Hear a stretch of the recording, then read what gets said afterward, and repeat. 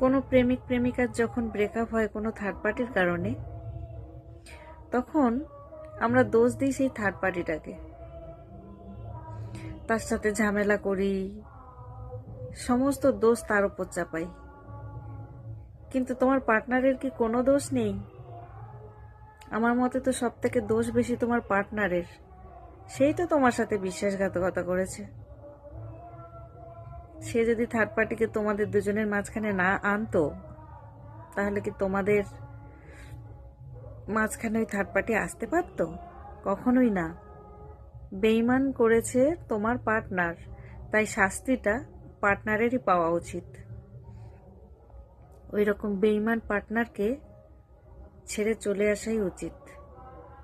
ও বিশ্বাসের যোগ্য না। তুমি কতবার তাকে ফিরিয়ে আনবে? আজ এর সাথে করেছে, ওখান থেকে ছাড়িয়ে আনবে, কাল আরেকজনের সাথে করবে। এরা বিশ্বাসের যোগ্য না। হয়তো দুদিন কষ্ট হবে, কিন্তু একজন বেইমানের হাত থেকে তুমি বেঁচে যাবে।